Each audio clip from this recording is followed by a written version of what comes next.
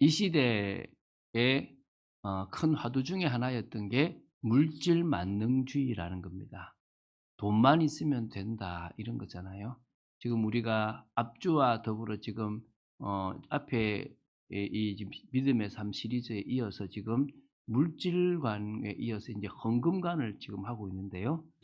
어 세상 사람들은 이 성공하는 것, 부자가 되는 것에 아주 온 집중을 다합니다. 어떤 사람은 내 영혼이라도 팔더라도 나는 부자가 되고 싶고 성공하고 싶다라고 합니다. 돈만 있으면 될 것 같은 거예요. 그러니까 돈을 가지고 살 수 있는 것들이 많다라고 생각하고 돈이 있으면 성공하면 자신은 하고 싶은 것들 또 뭐 결혼이든 뭐든 자기 뜻대로 될 거라고 생각을 합니다. 성도들도 사실 그런 게 많죠. 그래서 교회 다니는 교인들, 성도들 중에서 생각보다 어디에 많이 빠지냐면 기복주의에 많이 빠져요. 복을 바라는 그런 거죠. 복 받고 싶어서. 하나님을 잘 믿고 또 헌금 생활을 잘하면 물질의 복을 받고 형통해질 거라는 생각을 가지고 열심히 교회에서 기도도 하고 또 못하냐니까 봉사도 하고 헌신도 하고 특히 드리는 것을 막 마음 담아서 합니다. 네, 이건 오해입니다. 좀 잘못된 거라고 보시면 됩니다. 여러분들이 어 성공하려고 아니면 세상의 물질을 많이 받으려고 헌금을 한다면 그건 참 잘못된 거겠죠. 뭐 예를 들어서 헌금을 안 하면 벌을 받느냐? 아니 그것도 아니에요. 헌금 안 하면 구원 못 받느냐? 그건 더더욱 아닙니다. 그럼 헌금을 왜 해야 되는가? 오늘 우리가 이 성경적 헌금관이라는 제목을 통해서 헌금이라는 부분이 왜 필요하고 목사들은 왜 헌금을 많이 강조하는가? 또 성도들 속에서도 헌금을 많이 하는 것 자체가 되게 신앙이 좋은 걸로 되어 있는 것도 사실은 큰 문제거든요. 자, 핵심은 이겁니다. 여러분, 하나님은 여러분을 저주와 재앙에서 구원하셨습니다. 여러분을 괴롭히고 있는 사단의 권세에서 여러분을 건져내셨습니다. 그러면 뭐 하느냐? 우리의 돈이 필요해서 우리를 구원했겠습니까? 하나님은 제 얘기하지만 돈이 필요하신 분이 아닙니다. 오히려 하나님이 우리에게 돈을 주시는 분이에요. 하나님이 가난한 자를 부하게 만드실 수 있고 안 되는 사업을 되게 하실 수도 있습니다. 이거 그런 관점이 있잖아요. 부산의 어떤 의사인데 그 사람이 정말 하나님 앞에 건축이라는 걸 하고 싶은데 돈이 없는 거예요. "하나님 제가 우리 교회 건축에 큰일을 하고 싶습니다." 이러니까 갑자기 아폴로 눈병이 생긴 거예요. 그래. 그래 가지고 그 병원 이 안과거든. 너무 많은 환자가 와 가지고 하나님께 드리고도 남을 만큼의 일이 있다는 거예요. 갑자기 '나도 그렇게 한번 해 볼까.' 막 이런 생각들이 들어오는 건 잘못된 겁니다. 그런 감정들이 1000명에 1 명, 10,000명에 1 명 있을까 말까예요. 대부분은 그런 감정들이 잘 없어요. 근데 그런 감정들을 들으면서 나도 하나님 앞에 '하나님 저한테도 이런 사업에 막 부어 주셔 가지고 막 주를 위해서 제가 막 드리고 싶습니다.' 좋은 마음이죠. 그렇죠. 그죠. 그런데 드리고 싶은 게 좋은 건지 그런 응답을 받고 싶은 게 좋은 건지는 저도 잘 모르겠습니다. 전자일 거라고 생각을 하고 있습니다. 근데 먼저 우리가 생각할 것은 내가 받은 구원이 진짜면 나는 이 세상에서 육신적인 게 있어도 되고 없어도 되는 겁니다. 할렐루야. 그게 시작이에요. 그리고 그 은혜를 내가 매일 받아가는 삶이라면 나는 주님과 교제해서 진짜 만족이 된다는 거예요. 그게 시작이라는 거예요. 오늘 여러분들이 그 은혜가 넘치는 축복의 사람들로 서게 되기 바랍니다. 그래야 오늘 헌금을 다룰 수 있어요. 이해가 되십니까? 그 헌금을 다루려고 할 때 지금 이 뭐요? 이 진짜 내가 받은 은혜, 내가 주님을 만나서 변화됐던 것에 대한 진정한 감사가 없으면 모든 게 의무감으로 들리고 오해돼서 들릴 수 있다는 거예요. 한마디로 복음의 능력을 제대로 모른다면 오늘 우리가 나누는 이 이야기는 또 종교의 한 부분이 되어질 수밖에 없는 거예요. 여러분 헌금 안 해도 돼요. 헌금 안 해도 하나님 여러분을 먹이실 수도 있어요. 그런데 내가 받은 은혜가 너무 크기 때문에 내 마음의 믿음의 표현을 내가 그것으로 하고 또 하나님이 마침 나에게 이런 물질을 주신 것이 '이것 때문이구나.'라고 생각하고 드릴 수 있다면 그것은 복이겠죠. 그죠? 그런 올바른 헌금관, 성경적 헌금관을 가지고 있다면 우리는 자녀에게 심어 줄 수 있고 가르칠 수 있는 거잖아요. 오늘 그런 부분에서 우리가 지금 이해를 했으면 좋겠어요. 저는 다음 달에는 좀 기대가 돼요. 잘 준비하기 어려울 수도 있지만 가정에 대한 이야기를 좀 본격적으로 해볼 수 있는 왜 믿음과 삶에서 가정의 달 그러면은 어찌 보면은 가정 치유, 부부 치유, 부부와 그 부모와 자녀 치유, 또 행복한 가정을 위해서 각자의 역할이 어떻게 될 것인가? 그럼 가정에서 올바른 방향이면 어떤 방향으로 가야 될 것인가? 이런 이야기들을 할 수 있을까 하겠습니까? 그런데 이렇게 우리가 지금 시리즈로 나가는 이 부분을 통해서 여러분이 있는갑다가 아니라 가장 밑바닥에 구원의 은혜로부터 시작해서 '이런 기초도 하나 쌓아 나가자. 이런 또 부분도 내가 바로 하자.' 세워 나가면 그보다 더 큰 응답과 은혜가 없는 줄로 믿습니다.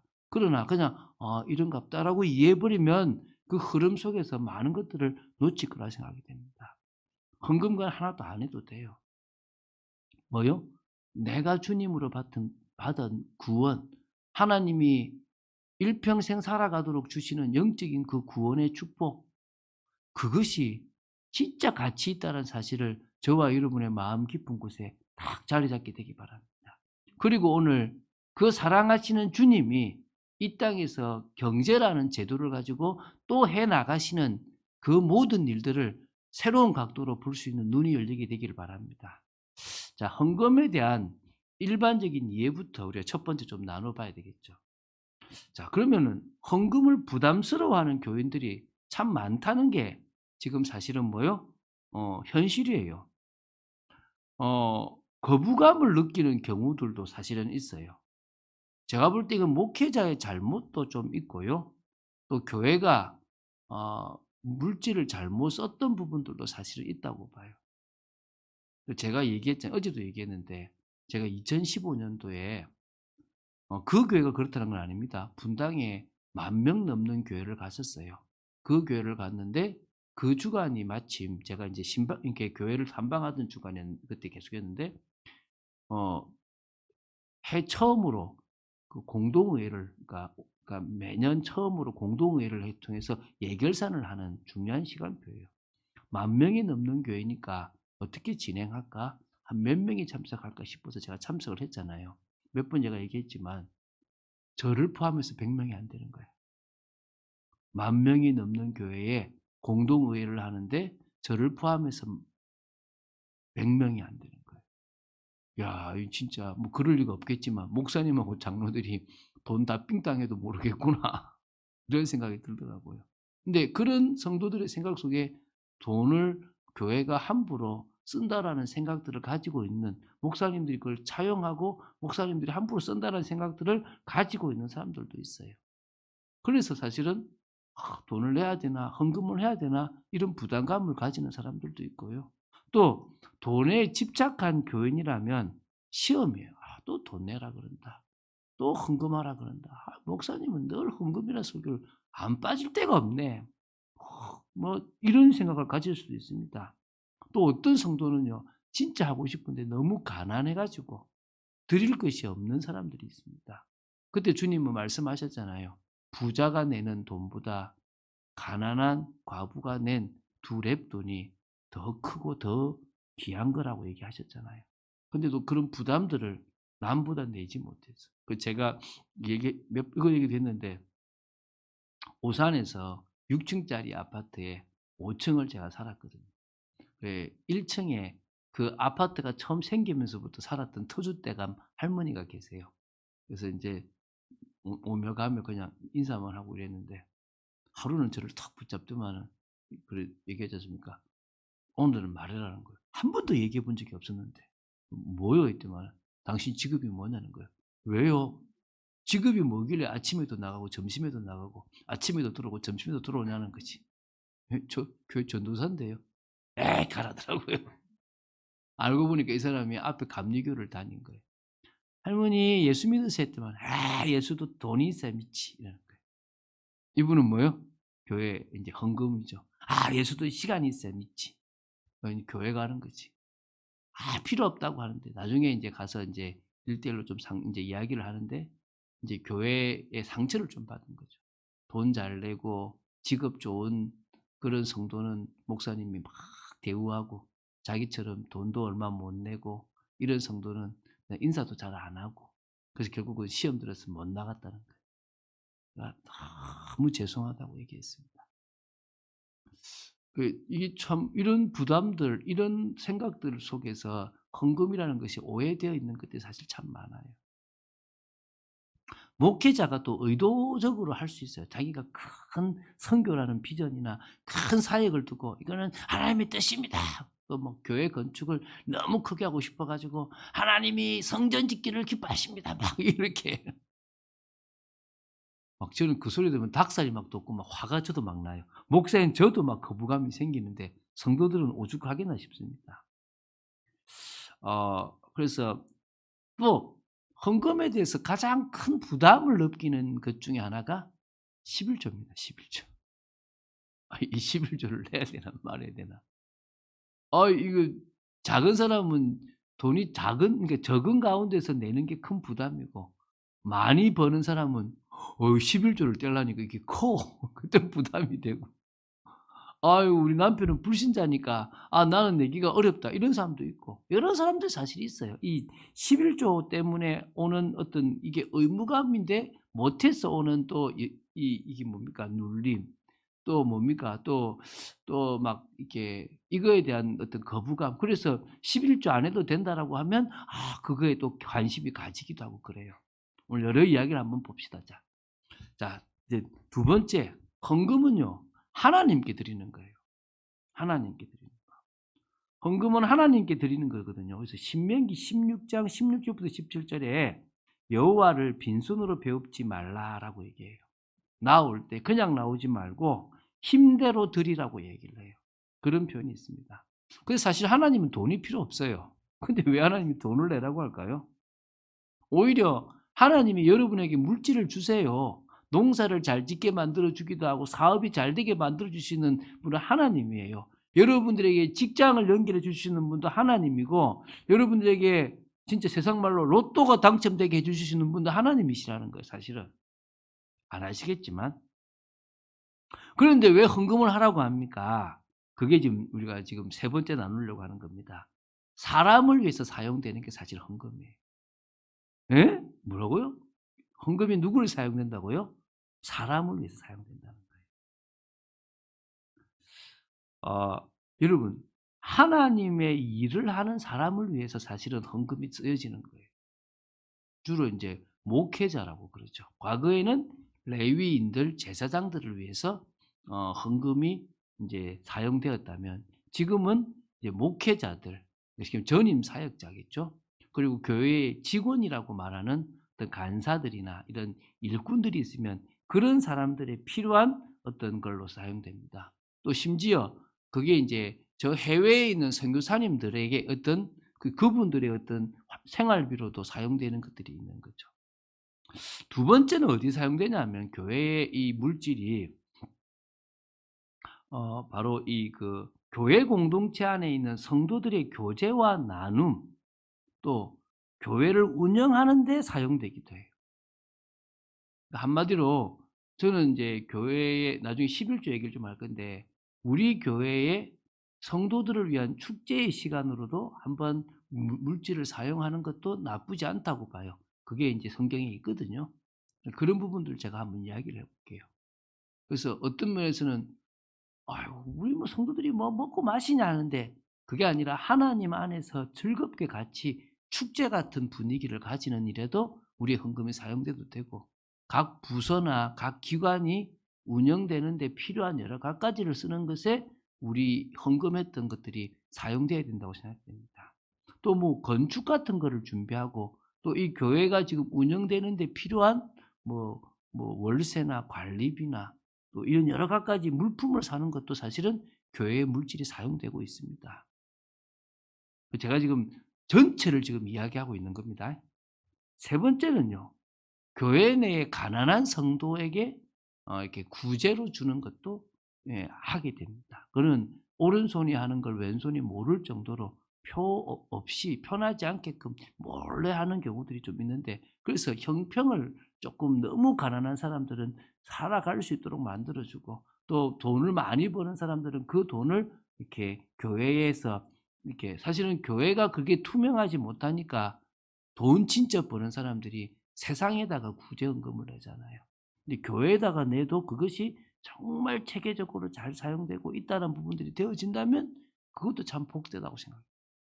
그러면은 제가 볼 때는요, 진짜 돈 있는 사람이 교회에다가도 낼 수 있다고 생각해요. 그러면 교회 성도만 해야 되는 게 아니라 저희들이 지금 이 강남구에 역삼동에 있다면 주민센터와 관계돼서 여기에 가난하고 힘든 사람들을 위해서도 우리의 물질이 사용되어질 수 있다면 좋다고 저는 생각됩니다. 또 후대를 세우는 일, 장학금 이런 데도 우리 이 헌금들이 사용돼야 되겠죠. 자, 네 번째. 그런데 헌금을 해서 좀 생각할 게 너무나 많은 헌금의 종류가 있어요. 기독일보에서 조사를 했는데 헌금 종류가 85가지라네. 어이구, 내가 보면서 별의별 헌금이 다 있어요. 뭐 만들면 되겠죠. 그죠. 구체적으로 드린다는 것에는 저는 뭐 나쁘지는 않다고 봅니다. 감사한 의미가 있거나 어떤 목적을 가지고 드린다면 뭐 나쁘지 않다고 생각돼요. 그런데 목회자가 너무 의도적으로 많은 것들을 해서 부담을 느끼게 만든다면 그 헌금은 실패라고 봅니다. 그렇죠, 그렇죠. 그래서 우리 교회는 그런 부분에서 좀 자유하지만 오히려 더 중심을 가지고 믿음으로 드릴 수 있는 그런 교회가 되어지면 좋겠다. 근데 뭘 알고요? 구원받은, 또 주님께서 늘 우리를 책임지시고 우리를 먹이신다는 것에 대해서 알고 있다면 드리는 헌금을 말하는 거죠. 자, 올바른 헌금관을 위해서 우리가 알아야 될 사실들이 있습니다. 자, 첫 번째 우리가 알아야 될 것이 뭐냐면 헌금은 하나님에 대한 믿음의 표현입니다. 이해가 되십니까? 다시 이야기합니다. 하나님께서 우리를 구원하셨고 우리의 인생을 책임지실 뿐만 아니라 우리의 삶에 필요한 것을 채워주신다고 믿기 때문에 당신이 주신 것을 당신에게 드립니다라는 믿음의 표현으로 이해할 수 있으면 제대로 이해된 거예요.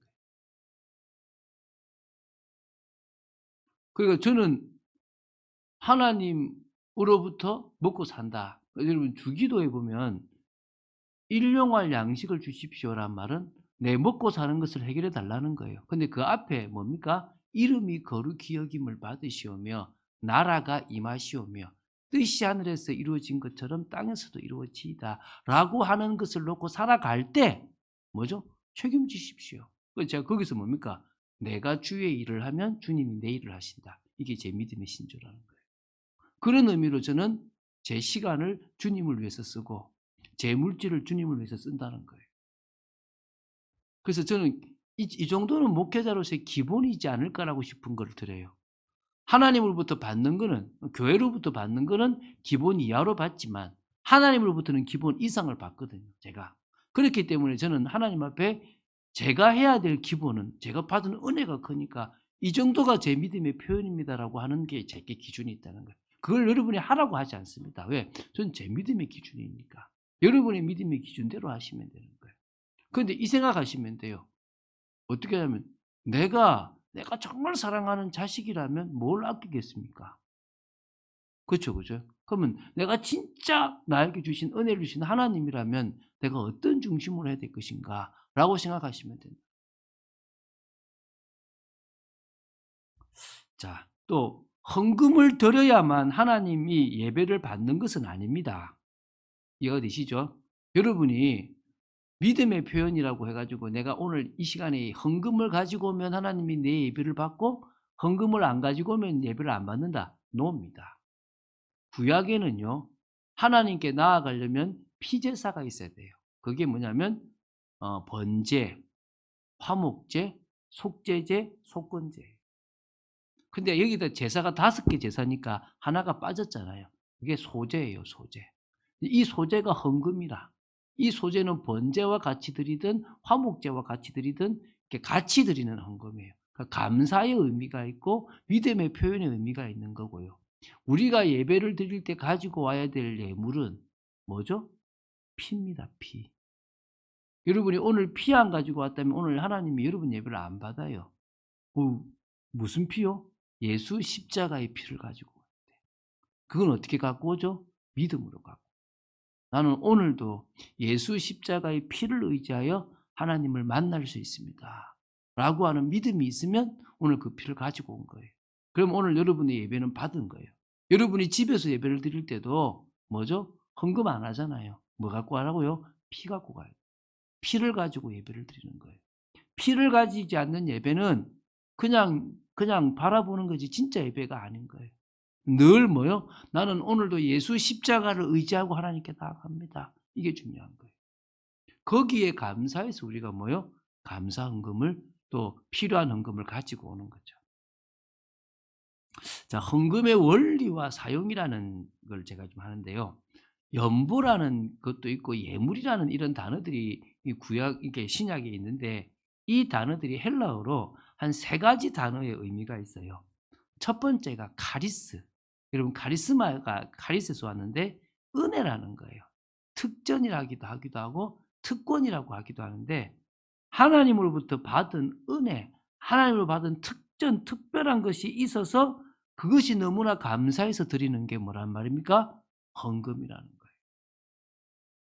예, 그런 의미에서 여러분 우리는 그냥 연보라고 쓰이고 있는데 그런 말에서 어떨 때는 카리스라는 단어가 쓰여졌고 어떨 때는 뭐요? 또 두 번째 코이노니아라는 단어가 쓰여졌어요. 연보라고 쓰는데. 우리가 쓰기로는 연보라고 쓰는데 헬라어 단어에서는 뭐가 나온다고요? 코이노니아. 코이노니아라는 말은 교제라는 말이에요.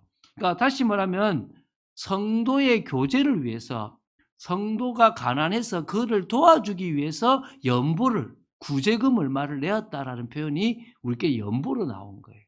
한마디로 그 단어가 뭐란 말입니까? 이 코이노니아라는 단어예요. 그러니까 아까 말했지만 서로의 형편을 살펴서 정말 어려운 사람이 있다면 내가 도와주는 거죠.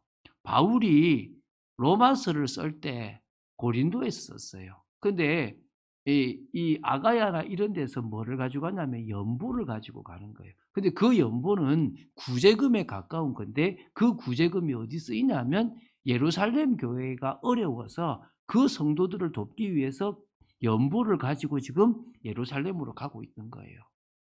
그때는 어떤 의미에서 코이노니아와 같은 단어가 쓰여졌다는 거예요. 이 고린도 후서에도 그런 단어가 쓰여졌거든요. 또 디아코니아라는 단어도 쓰여졌어요. 이게 섬김입니다. 섬김. 주의 일을 위해서 또 주의 종을 섬기고 또 교회를 섬기기 위해서 내는 헌금들은 뭐란 말입니까? 이 디아코니아라고 하는 거죠. 예수님께서 부유하신 분이지만 우리를 위해서 가난하게 되셔서 다른 사람을 섬긴 것처럼 우리도 주님을 섬깁니다. 그게 목회자를 섬기고 성도를 섬기고 교회를 섬기는 일에 내가 물질을 내놓습니다. 이런 의미에서 뭐라고요? 디아코니아라는 단어가 이 헌금에 쓰여졌다는 거예요. 그래서 우리는 이런 카리스, 코이노니아, 디아코니아 이런 단어들을 좀 생각하면서 헌금이라는 것이 은혜에 감사해서 드리는 것. 또 너무나 어려운 그래서 이렇게 바울이 이런 말을 해요.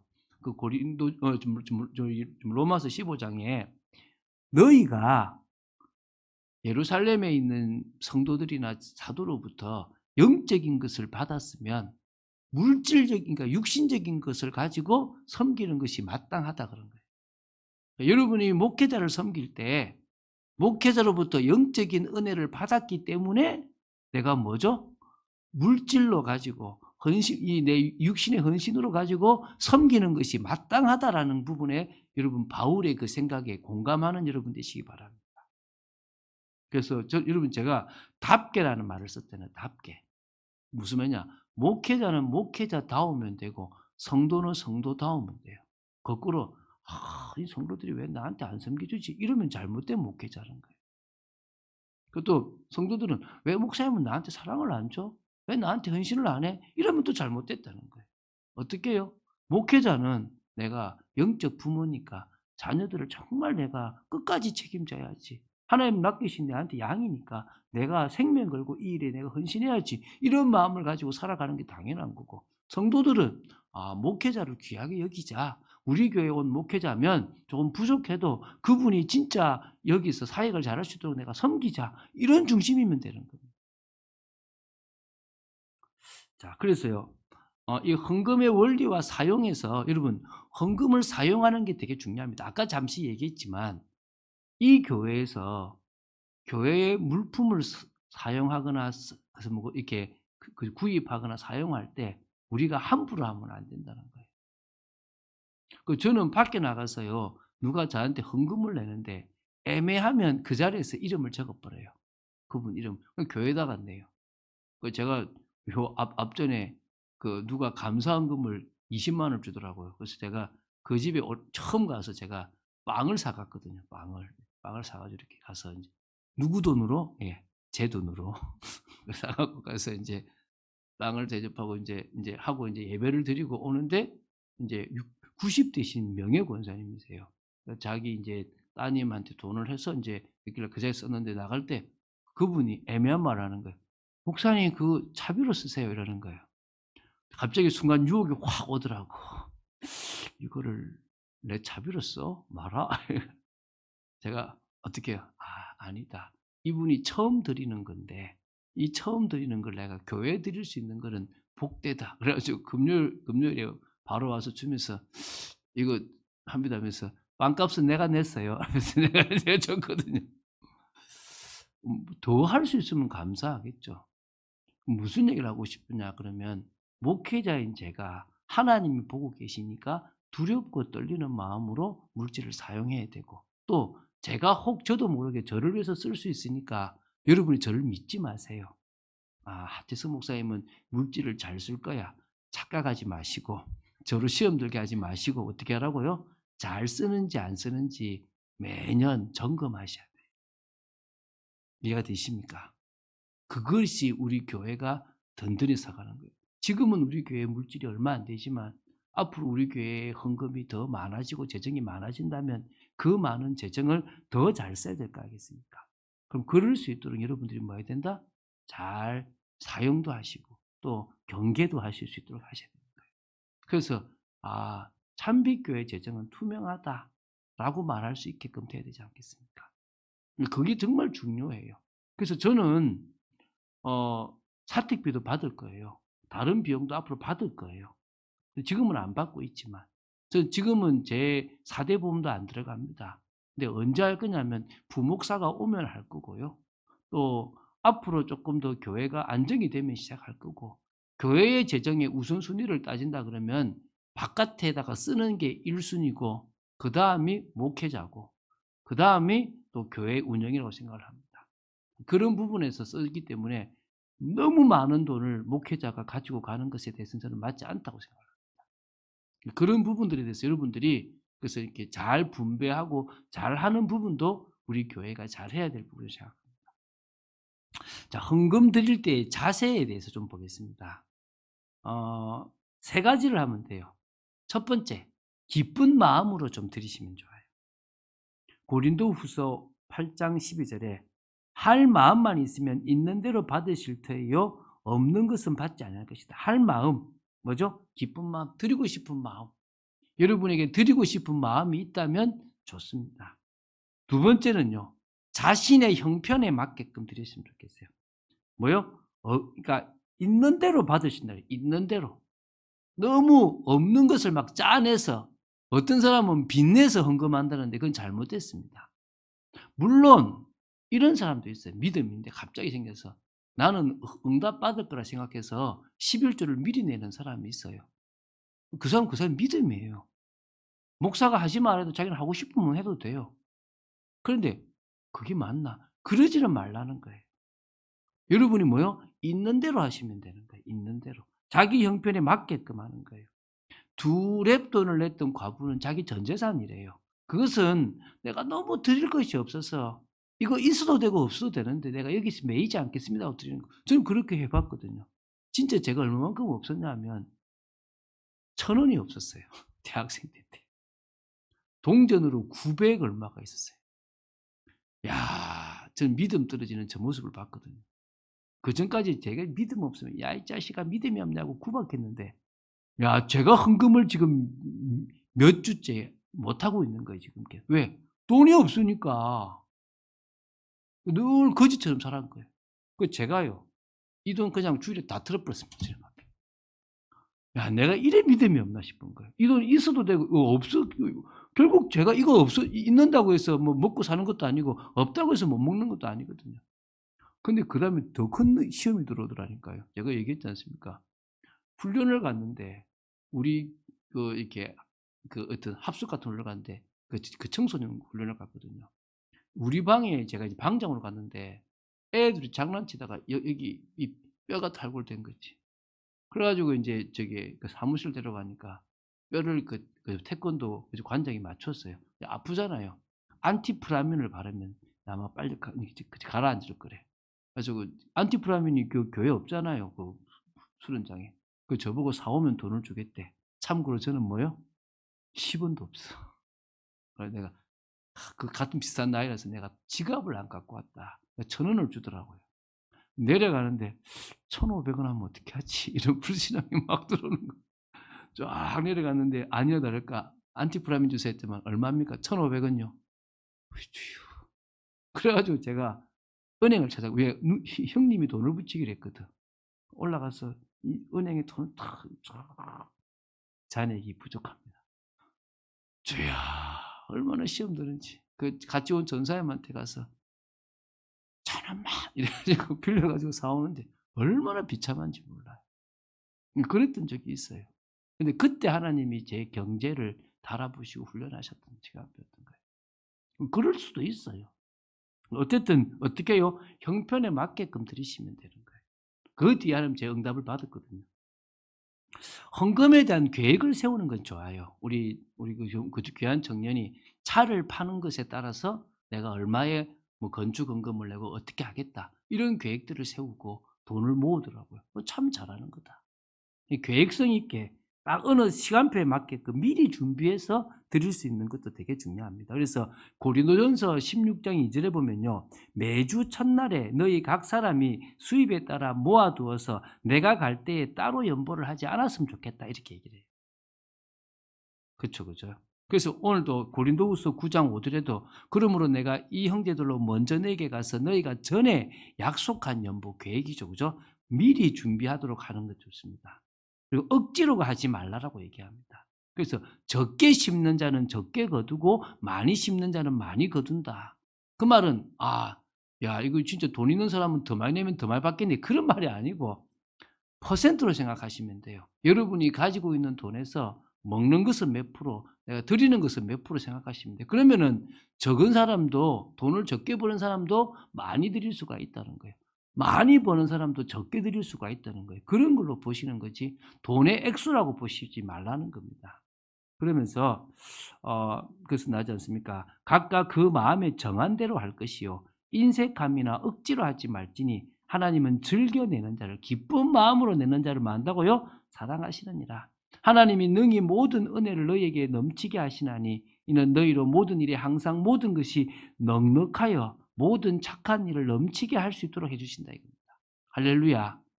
헌금에 대해서 좀 더 바르게 알게 되기 바랍니다. 자 이제 어려운 얘기를 한번 해봅시다. 성도라면 당연히 드려야 될 여러 헌금들이 있습니다. 재물이 있는 곳에 마음이 있다 그랬죠. 자, 11조. 자, 11조 있죠, 11조. 아까 말했죠. 목회자의 생활비로 쓰는 게 또 교회 운영을 위해서 필요한 게 사실은 이 11조예요. 딱 무조건 10분의 1을 떼야 된다. 뭐 20분의 1을 드리면 안 되냐? 그건 아닙니다. 그냥 단지 내가 내 생활 이 모든 돈을 주시는 분이 하나님이라고 믿고 내가 벌었던 돈 순수익에 뭐 심지어 뭐 만약 여자분 같은 경우에서는 남편으로부터 받는 생활비의 10분의 1든 뭐 일부를 잠시 떼서 하나님께 드릴 수 있다? 그러면 그것이 뭐냐면 11조라는 거예요. 이것은 뭐냐면 내 경제를 책임지고 계신 분이 하나님이라는 믿음의 표현이라는 거예요.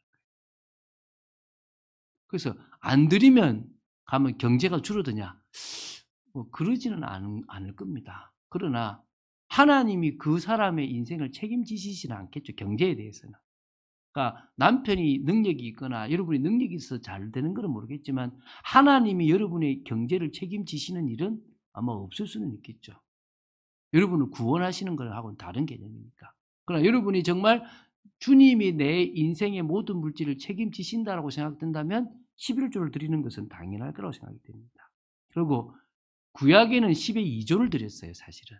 근데 그 10의 2조가 제가 새벽에 얘기했지만은 7년이면은 1년은 안식년 안 드리면 6년을 드리는데 10의 1조는 아까 말했지만 레위인이나 제사장의 생활비로 쓴다면 10의 1조는 어떻게 쓰냐면 1, 2, 4, 5에는 어떻게 하냐면 축제로 드려요. 축제. 그래서 제가 우리 교회도 우리 좀 11조의 일부를 가지고 성도들이 축제로 드려지는 시간이 있으면 좋겠다 이 생각이 좀 들어오는 거예요. 그리고 세 번째하고 여섯 번째는 구제로 드리는 거예요. 구제로. 그 돈을 가지고 사람들의 뭐 과부나 나그네나 어려운 사람들에게 쓰이는 돈으로 나간다는 거예요.